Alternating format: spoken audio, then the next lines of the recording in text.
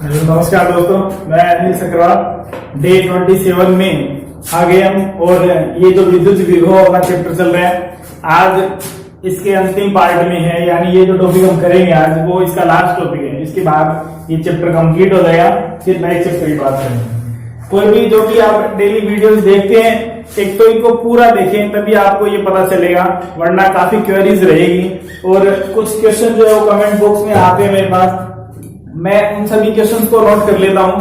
Problem जो class है वो अलग से एक दिन रखी जाएगी, जिसमें आपको चैप्टर फर्स्ट की प्रॉब्लम्स शायद 5-7 दिनों के बाद में जैसे भी अरेंज होगा वैसे डाल दिया जाएगा। प्रॉब्लम क्लास लिख के उसकी हेडिंग आपको यूट्यूब पे मिल जाएगी। तो 5-7 दिन बाद डालेंगे। चैप्टर फर्स्ट जो इलेक्ट्रिक फील्ड है उसकी प्रॉब्लम क्लास एक दिन डाली जाएगी।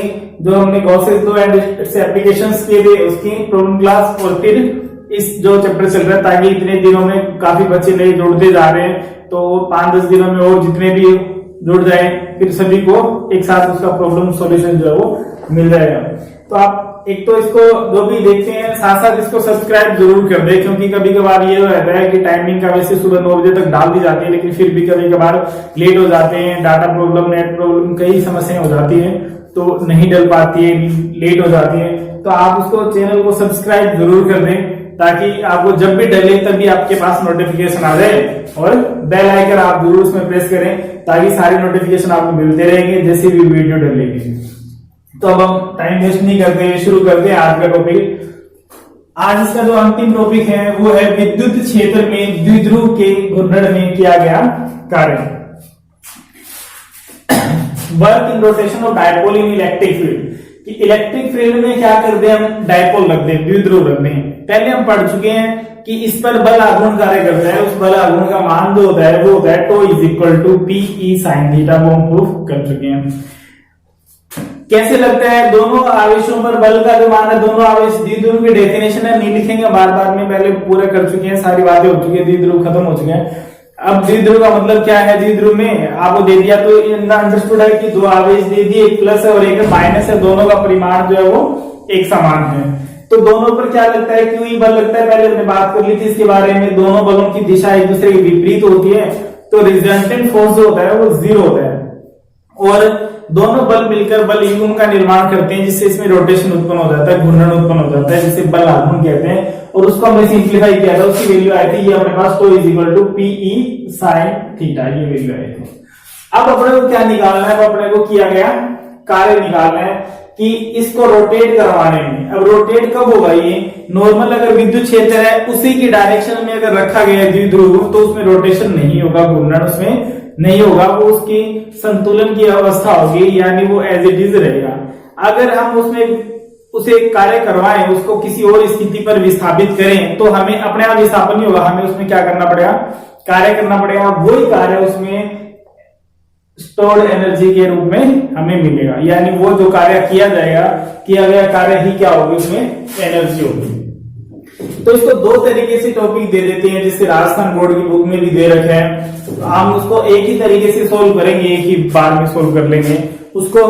बस थोड़ा सा लैंग्वेज का डिफरेंस है कि अगर हमें कहते कार्य ज्ञात करना है तो हम डब्ल्यू उसके लिए सोल्व कर देंगे। बाकी हम पहले बात कर चुके हैं, कार्य ही ऊर्जा होते हैं, तो उसको हम ऊर्जा के रूप में भी सोल्व कर लेंगे। वही डेरिवेशन है, वही रिजल्ट होता है, उसको अलग अलग तरीके से लिखा जा सकता है। वो जो तरीके वो सारे हम उसे एक में लिख लेंगे इसके अंदर। सबसे पहली बात तो स्थितिज ऊर्जा होती क्या है द्विध्रुव की।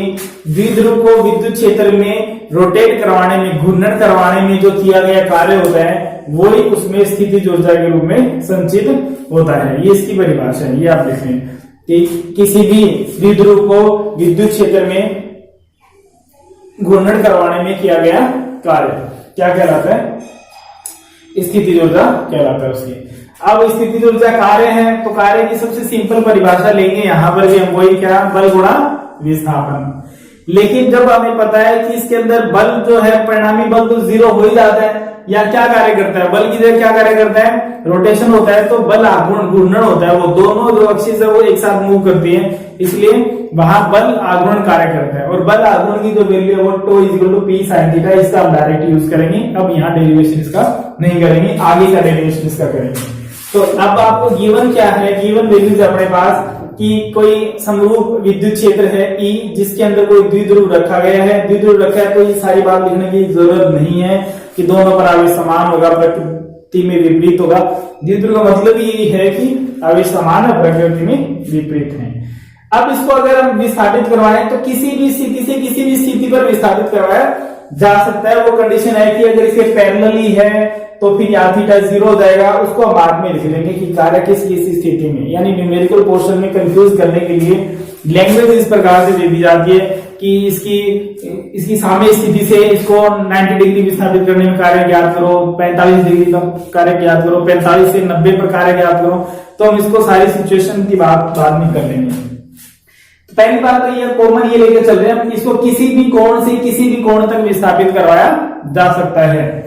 अब यहाँ पर पहली बात तो ये बल नहीं लगकर क्या लग रहा है, यहाँ बल आघूर्ण लग रहा है। तो कार्य की जो परिभाषा बल गुणा विस्थापन, तो बल की जो यहाँ क्या हो जाएगा, बल आघूर्ण हो जाएगा और विस्थापन की जगह हो जाएगा कोणीय विस्थापन डी थीटा।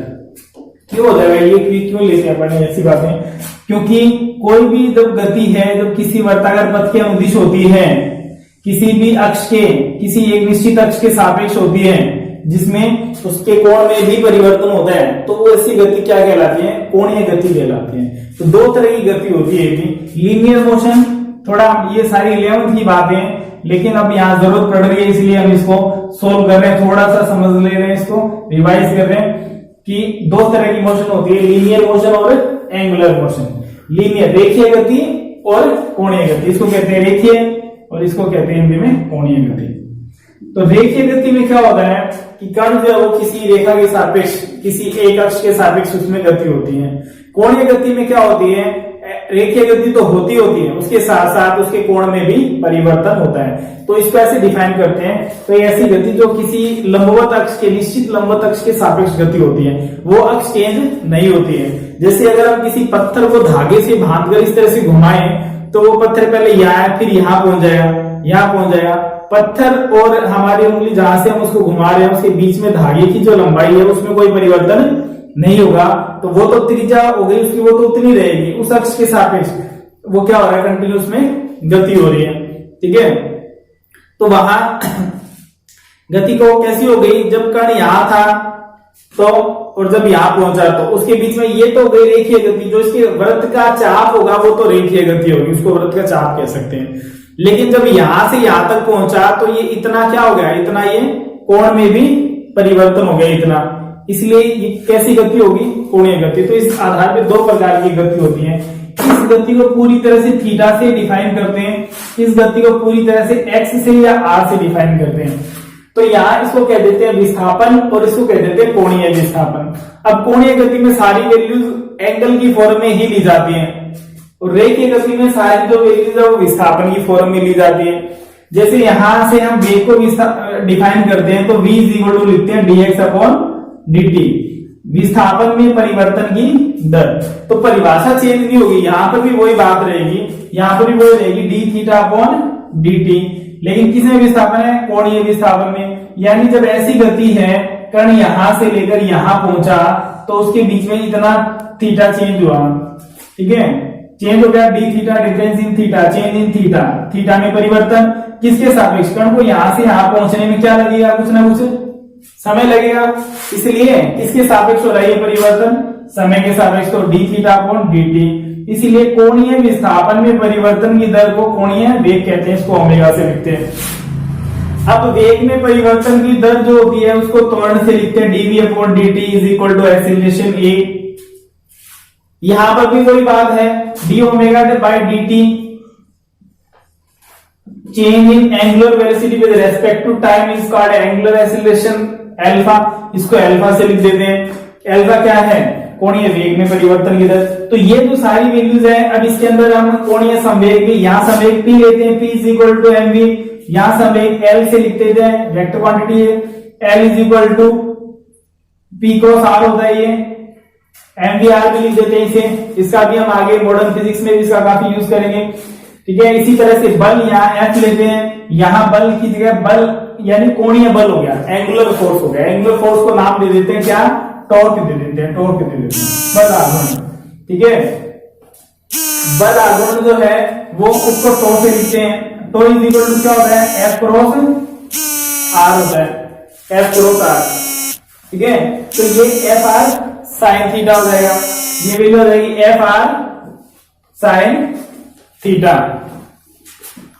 ठीक है, इस तरह से ये वैल्यूज आ गई, ये सारी लीनियर हो गई, ये सारी एंगुलर हो गई। अपने को यहाँ कौन सी बात यूज करनी है, अपने को यहाँ टो यूज करना है, क्योंकि कौन सी मोशन है, ये एंगुलर मोशन है। कि जब हम ये कह रहे हैं कि इसको यहाँ से डी थीटा भी स्थापित कर दिया, अल्प विस्थापन में कार्य भी अल्प होगा, तो जो एफ इंटू डीएक्स लेते हैं तो एफ की जगह तो टो आ जाएगा, डीएक्स की जगह क्या आ जाएगा, डी थीटा आ जाएगा, और ये क्या हो जाएगा, डी डब्ल्यू हो जाएगा। ये कार्य हो जाएगा, कार्य को बाद में क्या लिख देंगे हम, कार्य को इसकी स्थितिज ऊर्जा यू से व्यक्त कर देंगे। तो ये इसकी बेसिक बातें हैं, सारे 11th का मैटर है, लेकिन फिर भी हम थोड़ा सा इसलिए डिस्कस किया है कि वो सारा वापस मेमोराइज हो जाए। तो आपको ये अगर नहीं पता है तो फिर थोड़ी सी दिक्कत आ सकती है, इसलिए बेसिक कंसेप्ट पे पहले जरूर फोकस करें। अगर हमारा बेसिक क्लियर है तो फिर हमें समझने में ज्यादा दिक्कत किसी तरह की नहीं आएगी, क्योंकि इन्हीं बातों का जब हम डायरेक्ट यूज करते हैं तो फिर कंफ्यूजन क्रिएट हो जाती है कि ये वैल्यू यहाँ कैसे आ गई, पहले कुछ और वैल्यूज ली थी हमने, यहाँ कुछ और अप्लाई कर दिया। तो ऐसा अपनी मर्जी से कुछ अप्लाई नहीं होता है, कोई ना कोई वहां कंडीशन ऐसी दी जाती है, उसी कंडीशन को हम फॉलो करके जो भी रूल्स है वो यूज करते हैं साइंस में। तो यहाँ पहली बात वापिस शुरू से करते हैं हम इसके अंदर। एक बात तो ये है कि यहाँ कार्य बल गुणा विस्थापन की जगह क्या देगा, बल आघूर्ण गुणा कोणीय विस्थापन, क्योंकि ये मोशन कैसा है, एंगुलर मोशन है। यहाँ से यहाँ तक जब ये द्विध्रुव तो वही है, ये यहाँ था, जब यहाँ आ जाएगा तो एंगल और चेंज हो जाएगा, यहाँ जाएगा तो एंगल और चेंज हो जाएगा, कंटिन्यू क्या हो रहा है, कोण में भी परिवर्तन निरंतर हो रहा है। अब हम इसको सोल्व करते हैं, इसका सॉल्यूशन इंपॉर्टेंट है, शॉर्ट क्वेश्चन बहुत बनते हैं इसके अंदर, न्यूमेरिकल पोर्शन के लिए भी बहुत ही महत्वपूर्ण टॉपिक है। और इस चैप्टर से शॉर्ट क्वेश्चन जो है वो जरूर आता है, शॉर्ट क्वेश्चन इस चैप्टर से जरूर आता है। लॉन्ग क्वेश्चन जो पहला दूसरा 2 चैप्टर हमने किए हैं, कौन कौन से, इलेक्ट्रिक फील्ड, गॉसेस लॉ, उन 2 में से एक लॉन्ग क्वेश्चन आ जाता है। फिर उसके ऑप्शन में आता है एक और में, जो दोनों में से कोई भी कर सकते हैं, वो इस 3rd में से और 4th दोनों चैप्टर में से मिला के फिर क्वेश्चन आएगा। जो इलेक्ट्रिक कैपेसिटेंस पढ़ेंगे हम, विद्युत धारिता, उससे ये क्वेश्चन पूछ लिया जाता है, इसके अथवा में आ जाता है क्वेश्चन। बाकी शॉर्ट क्वेश्चन आते हैं यहाँ से, तो शॉर्ट क्वेश्चन के लिए इस चैप्टर में से जरूर आता है शॉर्ट क्वेश्चन। तो यहाँ से आगे बात करते हैं, इसमें परिभाषा फिर रिपीट कर लेते हैं कि विद्युत क्षेत्र में किसी द्विध्रुव को गति करवाने में, घूर्णन करवाने में किया गया कार्य उस द्विध्रुव की स्थितिज ऊर्जा कहलाती है। हम इसका डेरिवेशन करते हैं आगे। तो स्थितिज ऊर्जा या किया गया कार्य, मान लेते हैं डी थीटा विस्थापन किए हैं, तो द्विध्रुव को विद्युत क्षेत्र में डी थीटा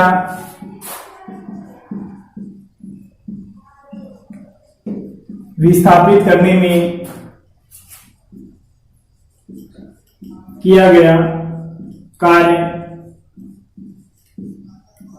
डी डब्ल्यू हो, तो D W is equal to आ गया टो इंटू डी थीटा।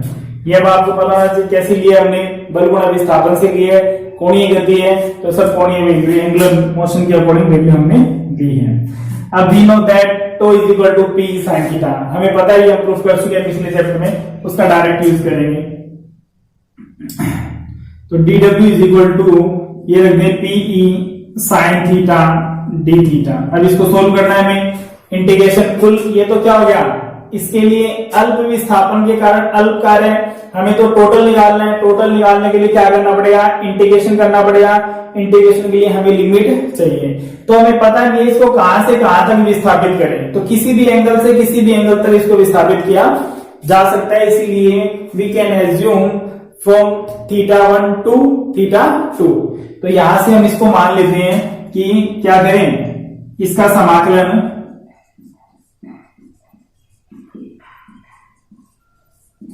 θ1 से θ2 के मध्य करने पर, तो W इज इक्वल टू क्या आ जाएगा, PE sine theta D theta, θ1 से θ2। P देखो थीटा के रिस्पेक्ट में इंटीग्रेशन है, then P is a constant value, P को बाहर निकाल लें, W is equal to PE, और इसको सोल्व कर लें from θ1 to θ2 sine theta D theta. अब साइन थीटा का जो इंटीग्रेशन होता है वो होता है माइनस कोस थीटा। तो ये बात आप ध्यान रखें, इंटीग्रेशन का फॉर्मूला साइन थीटा का माइनस कोस थीटा होता है। ये वैल्यू पुट कर दें तो वैल्यू आ जाएगी W is equal to PE minus cos theta from θ1 to θ2। Minus को बाहर निकाल लें तो आ जाएगा minus PE cos θ2 minus cos θ1। ये इसकी फाइनल वैल्यू है भी, इसी को हम कार्य कह सकते हैं, इसी को हम ऊर्जा कह सकते हैं। तो ये स्थिति ऊर्जा हो गई, स्थिति ऊर्जा U, इसको U लिख देंगे minus PE cos θ2 minus cos θ1। अब इसको माइनस को अंदर मल्टीप्लाई भी कर सकते हैं, तो कोस θ1 माइनस कोस θ2 आ जाएगा। ठीक है, आप व्यापक इक्वेशन ये ध्यान रखें, और ये ही इसकी सबसे महत्वपूर्ण समीकरण है। यानी जो आगे सिचुएशन हम अप्लाई करेंगे वो सारी इसी समीकरण से आएगी, सारी की सारी बातें। जैसे सबसे पहली बात अगर हम लें कि इसको कहां से कहां तक विस्थापित किया गया है, अगर ये बात करें तो मैक्सिमम बल आघूर्ण कहां लगेगा, मैक्सिमम अधिकतम की स्थिति अगर देखें तो अधिकतम बल आघूर्ण तब लगेगा जब ये द्विध्रुव ऐसे होगा, ऐसे होगा तो विद्युत क्षेत्र के साथ इसका कोण बढ़ेगा कितना, 90 डिग्री। यानी θ1 तो क्या हुआ 90 डिग्री। अब 90 डिग्री से कहीं पर भी विस्थापित कर सकते हैं, तो θ1 तो 90 हो गया और θ2 कुछ भी हो सकता है कि 10 डिग्री किया, 20 डिग्री किया, 40 डिग्री किया। तो अधिकतम बल आघूर्ण की स्थिति की अगर बात करें, अधिकतम बल आघूर्ण कब कार्य करेगा, जब ये इसके लंबवत हो। तो ये बात आप ध्यान रखें, नॉर्मल का केस जो है इसका वो क्या है कि अधिकतम बल, क्योंकि जब ऐसे होगा 0 डिग्री पर है तब इस पर कोई बल कार्य नहीं करेगा। यानी इस स्थिति में थीटा की वैल्यू क्या हो गई, 0 डिग्री हो गई, यानी θ1 0 डिग्री। वो भी हम एक कंडीशन अप्लाई कर लेंगे।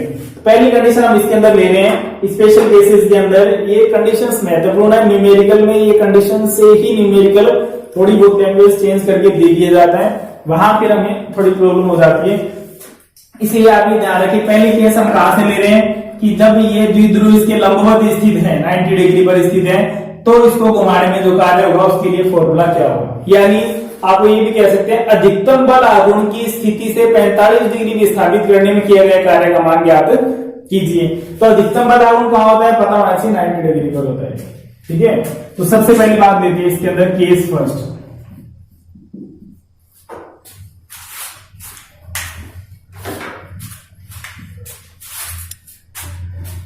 यदि θ1 बराबर 90, यहां क्या होगा, अधिकतम बल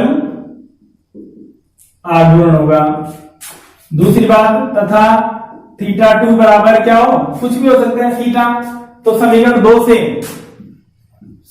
2 से u इज इक्वल टू आ जाएगा माइनस पीई, ये तो हो जाएगा कोस थीटा, और माइनस कोस 90 की वैल्यू क्या होती है 0, तो ये हो जाएगा माइनस 0।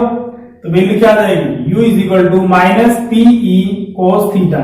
ये इसकी बेसिक इक्वेशन कह सकते हैं। वैसे तो ये है, यहां से सारी बातें सोल्व हो जाएंगी, लेकिन अगर आपको जब फॉर्मूला कोई यूज करना हो, थीटा सिंगल ही दिया गया है, केवल सिंगल वैल्यू दे रखे कि 45 डिग्री तक विस्थापन में कार्य ज्ञात करो, आपको नहीं दिया कहां से शुरू किया गया है, तब आप ये अंडरस्टूड लेकर चलेंगे कि वहां कौन सी स्थिति से ही माना गया, उसको 90 डिग्री की स्थिति से ही माना गया। आपको ये लेकर चलना है अगर आपको नहीं दिया गया है तो।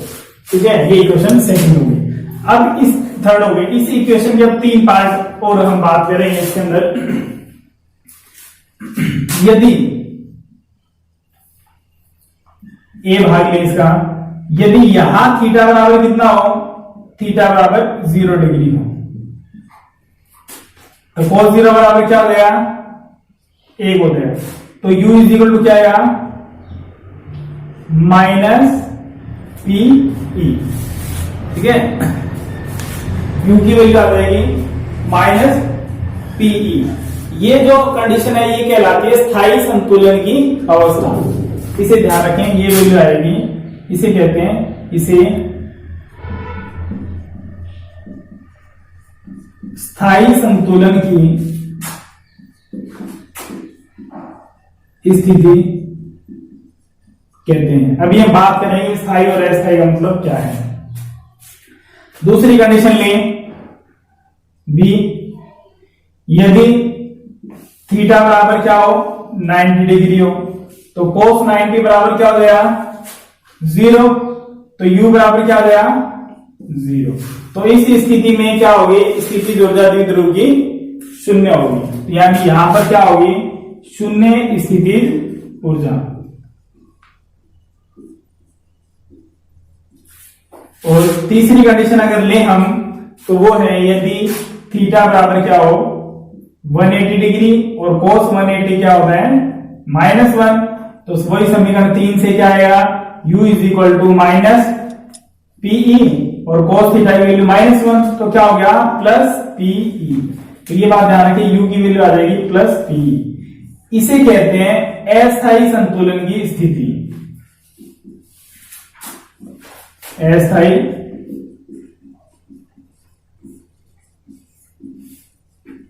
संतुलन की स्थिति। ये सारी स्थितियां बहुत महत्वपूर्ण है, अभी आप ये ध्यान रखें, क्वेश्चन शॉर्ट क्वेश्चन पूछ लेते हैं कि द्विध्रुव की स्थायी संतुलन की स्थिति में ऊर्जा कितनी होती है, तो -p होती है, ठीक है। और अस्थायी के लिए कहते हैं तो +p होती है, 90 डिग्री के लिए कहते हैं तो उसके लिए 0 होती है। और न्यूनतम अधिकतम की भी बात पूछ लेते हैं इसके अंदर, तो ये जो अस्थायी संतुलन है जो माइनस है -p, ये जो है ये इसकी न्यूनतम ऊर्जा होती है, ये भी आप ध्यान रखें इसके अंदर, इसको भी नोट कर लें कि यहाँ कौन सी ऊर्जा है इसकी न्यूनतम ऊर्जा है। अस्थायी संतुलन में जो है वो अधिकतम ऊर्जा है।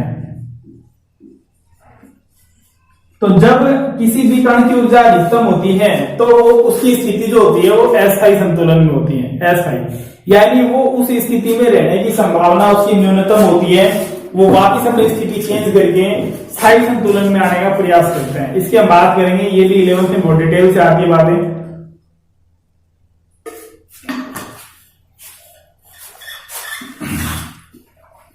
अब हम बात करते हैं स्थायी अस्थायी का मतलब है क्या।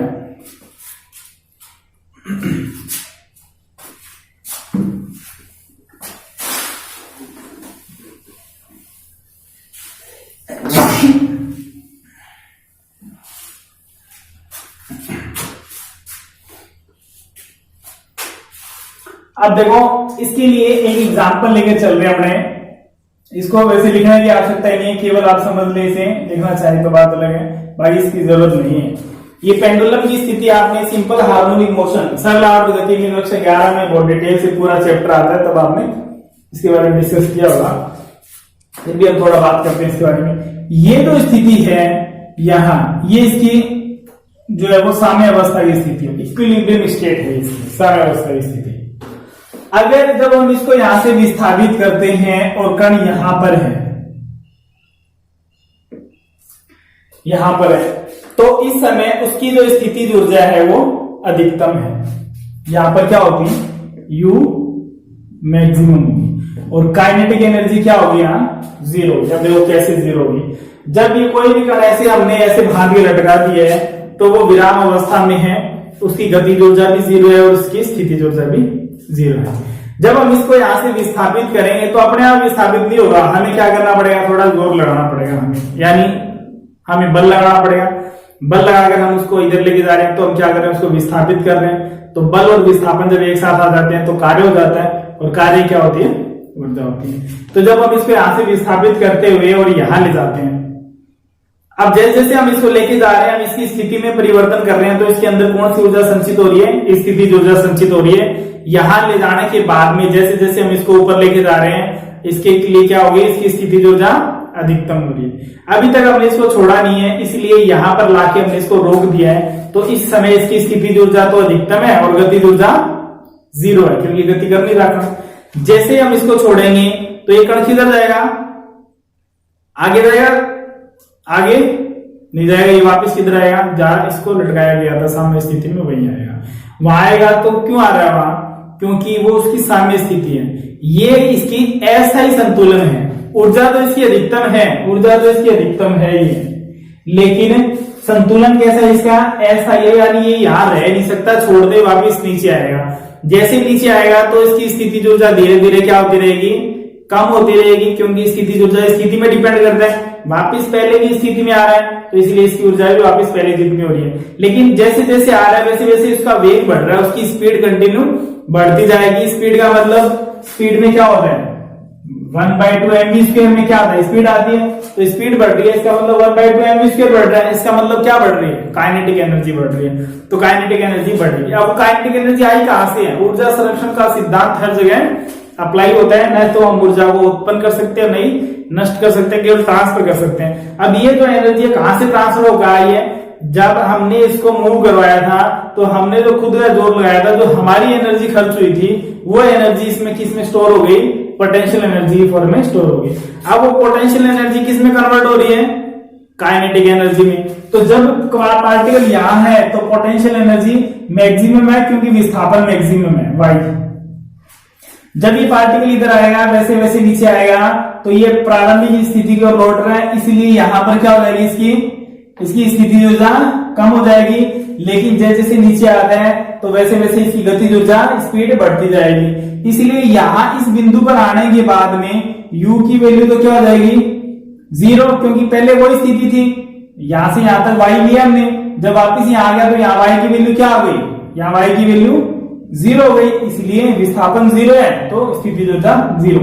लेकिन जो स्थिति ऊर्जा हमने हमारे द्वारा दी गई थी, इसमें संचित हुई थी, वो सारी की सारी किसमें कन्वर्ट हो जाएगी, यहाँ के गतिज ऊर्जा में, काइनेटिक एनर्जी। यानी इस स्थिति में गतिज ऊर्जा इसकी क्या होगी, अधिकतम होगी, और ये गतिज ऊर्जा इसको रुकने नहीं देगी, और इस गतिज ऊर्जा के कारण ये दूसरी साइड में फिर ये मूव करेगा, और फिर ये यहाँ जैसे जैसे ऊपर जाएगा, कण ऊपर जाता है, वैसे वैसे ग्रेविटेशन के अपोजिट फोर्स लगता है, इसलिए क्या होता है, इसलिए उसकी स्पीड धीरे धीरे कम होती है। जैसे बॉल के ऊपर फेंकते हैं, धीरे धीरे स्पीड कम होती है, एक जगह जाके रुकती है, फिर वापस नीचे आ जाती है। तो यहाँ पर भी वही, जैसे जैसे ऊपर जाएगा इसकी स्पीड कम होती जाएगी, और लास्ट में काइनेटिक एनर्जी की स्थिति आएगी, 0 हो जाएगी, फिर इसमें विस्थापन उत्पन्न हो गया, फिर u मैक्सिमम हो जाएगा। अब वो एक अलग कंडीशन है कि यहाँ पर धीरे धीरे ये ऐसे आयाम पहले जाता है, इसके एम्पलीट्यूड फिर धीरे धीरे कम होते होते होते होते अंत में रुक जाएगा, क्योंकि वहां इन्वायरमेंट में बहुत से पार्टिकल उपस्थित है, वो इसके अगेंस्ट फोर्स अप्लाई करते हैं, इसलिए इनकी ऊर्जा में धीरे धीरे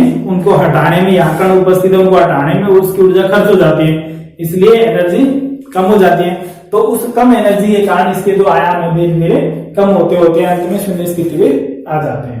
इसलिए ये सारी बात बताने का उद्देश्य केवल क्या है, आपको ये पता चल जाए स्थायी क्या है और अस्थायी क्या है, इन दोनों के बारे में पता हो। यानी अस्थायी संतुलन क्या होगा, अधिकतम ऊर्जा होगी, अधिकतम पोटेंशियल एनर्जी। स्थिति तो ज्ञात कर रहे हैं, तो अधिकतम स्थिति ऊर्जा होती है कहां पर, अस्थायी संतुलन पर, और न्यूनतम ऊर्जा होती है कहां पर, यानी 0 है, न्यूनतम है वो कहां होती है, स्थायी संतुलन पर। तो ये लैंग्वेज से क्वेश्चन देखे जाते हैं कि स्थायी संतुलन की स्थिति लिखिए, या अस्थायी संतुलन की स्थिति लिखें, या न्यूनतम ऊर्जा के लिए व्यंजक लिखें, या अधिकतम ऊर्जा के लिए व्यंजक लिखें। जब ऊर्जा अधिकतम होगी तो द्विध्रुव की स्थिति किस प्रकार की होगी, इसका मतलब वो ये पूछना चाह रहा है कि वहां संतुलन अस्थायी होगा या स्थायी होगा। ये सारी बातें इसके अंदर इंपॉर्टेंट है। अब जब आपको मैंने बात की थी कि जब आपको डायरेक्ट दिया गया है कि 30 डिग्री पे ज्ञात करो, 45 पे, 90 पे दे रखा है, तो आपको ये फॉर्मूला यूज करना है। दोनों स्थितियां अगर आपको दे रखी कि 30 से 45 तक घुमाने में किया गया कार्य ज्ञात करो, तो आपको ये फॉर्मूला यूज करना है। अब एक बात और आती है जो आपके बुक में, आपके सिलेबस में भी दे रखी है बात, उसको हम डिस्कस कर लेते हैं, और ये टॉपिक वैसे कंप्लीट हो गया है। आपको ये सारी स्थितियों में इनके अंदर कम से कम 5-7 क्वेश्चन जो शॉर्ट क्वेश्चन बनते हैं वो आपको ध्यान रखने, और दूसरा फिर न्यूमेरिकल पोर्शन की हम इसमें बात करेंगे। अभी इसके अंदर एक बात और कि अगर कण जो है, अगर द्विध्रुव जो है वो विद्युत क्षेत्र के समांतर स्थित है, फिर उसको घुमाने में किया गया कार्य निकालो। अगर ऐसा क्वेश्चन के अंदर दे दिया जाए तो उसके लिए भी हम फॉर्मूला डेराइव कर सकते हैं यहीं से। क्या दे रखे हैं कि अगर द्विध्रुव विद्युत क्षेत्र के समांतर, विद्युत क्षेत्र की तरह द्विध्रुव भी ऐसे ही समांतर है, तो थीटा कितना हो गया, 0 डिग्री, θ1 0 डिग्री हो गया। अब उसको घुमाने में, अब वो तो डिपेंड करेगा कि हम कितना घुमा रहे हैं, 20 डिग्री घुमा रहे हैं तो 20 ले लेंगे, 40 घुमा रहे हैं 40 ले लेंगे, तो θ1 फिक्स हो गया, कितना हो गया 0 डिग्री, और θ2 तो कुछ भी हो सकता है, जितने पे घुमाएंगे उसके अनुसार कार्य। तो एक केस ये भी ले लेते हैं अपने, केस सेकंड, इसका भी आप ध्यान रखें कि यदि द्विध्रुव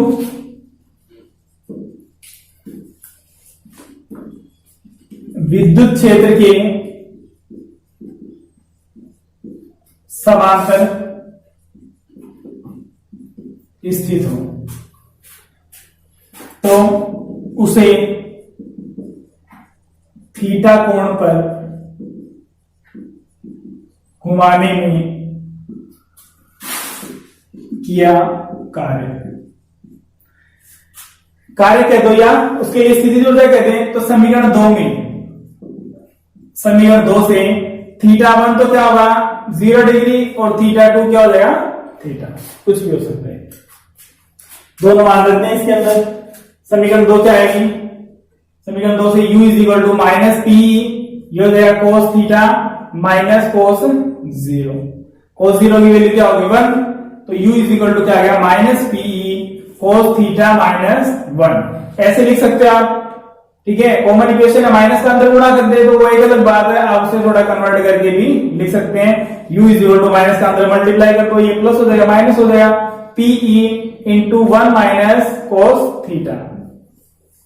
तो अगर आपको कार्य कह दें तो भी आपको ये सोल्व करना है, स्थिति ऊर्जा कह दे तो भी ये सोल्व करना है, न्यूमेरिकल कह दें तो आपको उसकी लैंग्वेज समझनी पड़ेगी कि आपको क्या स्थितियां दी गई हैं, इतनी ज्यादा कंफ्यूजिंग भी नहीं होगी भी आपको पता ही नहीं चले क्या है, ऐसा नहीं है। अपने को अगर ये टॉपिक अच्छी तरह से समझ में आया है तो बिल्कुल हम इजी वे में बता सकते हैं कि क्या स्थिति रहेगी और कैसे हमें इसमें सोल्व करना है, क्या अप्लाई करना है। ठीक है, अब इसमें आगे न्यूमेरिकल देखेंगे। अब इसमें देखिए क्वेश्चन हमारे पास है, एक द्विध्रुव में 1 गुणा 10 की और माइनस 6 कूलाम और माइनस 1 गुणा 10 की और माइनस 6 कूलाम के दो विद्युत आवेश 2 सेंटीमीटर की दूरी पर रखे गए हैं। द्विध्रुव 1 गुणा 10 की और 5 वोल्ट प्रति मीटर के समरूप विद्युत क्षेत्र में स्थित है, तो ज्ञात करें। सब चीजें हम ज्ञात करनी है, 3-4 बातें इसके अंदर सारी सोल्व करेंगे। देख क्या रखा है हमने, वैसे लिख दिया द्विध्रुव, लेकिन फिर भी आप देख लें द्विध्रुव के अंदर क्या होगा, हमेशा दोनों आवेश परिमाण के समान प्रकृति में विपरीत होंगे। अब हमें दोनों के बीच की दूरी दे रखी है, यानी Q दे दिया 2L दे दिया, तो P निकलेगा, P बराबर Q इंटू 2L। डायरेक्ट हमें द्विध्रुव आघूर्ण भी दिया जा सकता है, नहीं दिया है तो हमें याद करना पड़ेगा। विद्युत क्षेत्र E का मान भी दे रखे हैं। अब क्या पूछा है, पहली बात इसमें द्विध्रुव पर विद्युत क्षेत्र द्वारा लगने वाला अधिकतम बल आघूर्ण, बल आघूर्ण का formula tau is equal to क्या होता है पीई साइन थीटा। अधिकतम का आपको ध्यान रखना है, अधिकतम दे दिया तो यहाँ थीटा में साइन में कोस में पता होना चाहिए अधिकतम मान 1 होता है, न्यूनतम मान -1 होता है। तो अधिकतम 1 कब आएगा, जब थीटा 90 डिग्री होगा, साइन 90 इज इक्वल टू 1। तो अधिकतम क्या आया, P tau is equal to P into E. अब देखो स्थिति ऊर्जा में भी सब में पी आता है, इसलिए पी को हम अलग से सोल्व कर लें और फिर ई से मल्टीप्लाई कर देंगे, वो तो ये सोल्व हो जाएगा, पी सब जगह काम भी आ जाएगा। ठीक है, ये भी आप ध्यान रख लें कि अगर कोई वैल्यू एक से ज्यादा जगह यूज हो रही है तो उसको भी पहले ही सोल्व कर लें। तो P इज इक्वल टू क्या होता है, P is equal to Q into 2L। ये बात मैंने पहले ही बताई थी भी आपको ये 2 का ध्यान रखना है, 2 यहाँ 2L बीच की टोटल लंबाई है, न कि 2 अलग है और L लंबाई, ऐसा नहीं है 2L ही टोटल लंबाई है। तो 2 से मल्टीप्लाई नहीं करना है, Q का मान है 1 गुणा 10 की पावर -6 और बीच की दूरी कितनी है 2 सेंटीमीटर, 2 गुणा 10 की पावर -2 मीटर हो जाएगी। 100 का डिवाइड करेंगे तो वैल्यू कितनी आ गई 2 गुणा 10 की पावर -8 कूलाम इंटू मीटर। आतलकों का ध्यान रखना, ये तो आगे पी का मान जो हमें चाहिए सब जगह। यहाँ सोल्व करना है तो टो इज इक्वल टू सोल्व कर लोगे आप, पी का मान रख दें, कैलकुलेशन आप खुद कर लें और ई का मान रख दें। यहाँ से ई का मान कितना है 10 की पावर 5, सोल्व कर लो इसे, हो जाएगा 10 की पावर -3 बचेगी। बल आघूर्ण का मात्रक ध्यान रखना है, बल आघूर्ण का मात्रक न्यूटन इंटू मीटर जो है वो सोल्व करोगे। फिर इसके बाद में यहाँ से दूसरी स्थिति पूछी गई है स्थायी संतुलन में स्थिति ऊर्जा। तीसरी स्थिति पूछी गई है अस्थायी संतुलन में स्थिति ऊर्जा। अस्थायी संतुलन को ये भी कह सकते हैं स्थायी संतुलन से 180 डिग्री घुमाने पर ऊर्जा, क्योंकि स्थायी तो क्या होगी 0 डिग्री और उसको 180 घुमा दे तो विपरीत हो गई, ऐसा ही होगा। इसलिए आपको ऐसा ही कहते हैं, तो ऐसा ही वाली कंडीशन ध्यान होनी चाहिए, या स्थायी से 180 घुमा दे तो भी वही बात है, क्योंकि 0 और 180 में डिफरेंस कितने का है 180 का है। तो स्थायी संतुलन की स्थिति में पता होना चाहिए कि U इज इक्वल टू क्या होता है -PE होता है। ठीक है, अस्थायी संतुलन होता है +P जहां पर अधिकतम ऊर्जा। तो यहाँ कौन सी ऊर्जा है, या न्यूनतम ऊर्जा होती है वो स्थायी संतुलन होती है। न्यूनतम ऊर्जा, ये बात आप ध्यान रखें, न्यूनतम ऊर्जा ही स्थायी संतुलन होती है। पहले अभी हमने लिखा थोड़ी देर पहले। अब यहाँ इसका मान रख दो पी का और ई का, बस हो गया सोल्व। यही मान रखने हैं, ठीक है। लेकिन ये मान किस में आएगा, ये बात ध्यान रखना, माइनस में आएगा और यहाँ क्या आएगा, जूल आएगा। ये आप खुद सोल्व करेंगे। फिर इसके बाद स्थायी संतुलन से 180 डिग्री घुमाने पर क्या आएगा। दूसरी बात क्या रखे, अस्थायी संतुलन। तो अस्थायी संतुलन क्या आ गया, प्लस पी। सोल्व करने की जरूरत है क्या, नहीं है ना। यहाँ सोल्व कर रखा है हमने, जो उत्तर आया वही पी है, वही यहाँ है, तो वही उत्तर किस में आ जाएगा, यहाँ प्लस में आ जाएगा। फिर आई बात, द्विध्रुव को विद्युत क्षेत्र की दिशा से 90 डिग्री घुमाने में किया गया कार्य, इसीलिए हमने वो सिचुएशन सोल्व की थी। अगर आपसे पूछ ले कि सामान्य स्थिति है, इसकी इक्विलिब्रियम स्टेट है, साम्य अवस्था है, या विद्युत क्षेत्र की दिशा है, उससे 90 डिग्री घुमाने में किया गया कार्य याद कीजिए, या कोई और भी दे देते हैं। लेकिन कंडीशन कहां से दी है, कहां से, इसकी दिशा से, विद्युत क्षेत्र की दिशा से। तो u इज इक्वल टू क्या था, Pe 1 माइनस कोस थीटा, ये था, या ऐसे लिखा था हमने minus Pe cos theta minus 1, एक ही बात है वो, तो कैसे भी ले लें इसे। अब इसमें माइनस आपको क्या 0 डिग्री तो हमने रख दिया था, उसकी दिशा तभी कोस 0 की जगह 1 आया था। थीटा इधर क्या करना है, 90 डिग्री रखना है। तो u P तो गुणा कर रखा है हमने, बार बार मल्टीप्लाई मत करो, ये वैल्यू यहाँ रख दी, ये आ जाएगी 1 माइनस कोस 90 क्या होता है, कोस 90 0, तो ये वैल्यू ऐसी कैसी आ जाएगी, जूल में। तो ये आप सोल्व कर लें, बहुत ही इंपॉर्टेंट टॉपिक है, शॉर्ट क्वेश्चन के लिए चैप्टर बहुत ही महत्वपूर्ण है। न्यूमेरिकल क्वेश्चन भी आ जाते हैं, 1 मार्क्स क्वेश्चन ज्यादा आते हैं इसके अंदर। बाकी जो हम चैप्टर पूरा हो गए, इस पूरे चैप्टर को आप अच्छी तरह से पढ़ लें। आपको YouTube पे एक आपको इसकी लिस्ट और प्ले लिस्ट और मिल जाएगी। प्ले लिस्ट आप इलेक्ट्रिक पोटेंशियल के नाम से सर्च करोगे तो आपको एक प्ले लिस्ट पूरी मिल जाएगी। उस प्ले लिस्ट के अंदर इसकी पहले टॉपिक से लेकर definition of electric potential and potential difference से लेकर यहाँ तक की सारी वीडियो कंटिन्यू मिल जाएगी, तब वो सर्च भी नहीं करनी पड़ेगी। लगातार आप शुरू से लास्ट तक पूरे चैप्टर को पढ़ लें। फिर जो जो आपकी प्रॉब्लम्स है वो आप कमेंट बॉक्स पे डाल दें, समय लगेगा आपको उसको सोल्व करके वापस आपको वीडियो पहुंचाने में, लेकिन वो जब भी टाइम मिलेगा, जैसे भी होगा, वो प्रॉब्लम क्लास के नाम से आपको क्लास मिल जाएगी, डाल दी जाएगी। तब तक आप इसे रिवाइज करें और चैनल को सब्सक्राइब जरूर कर दें और बेल आइकन प्रेस करें।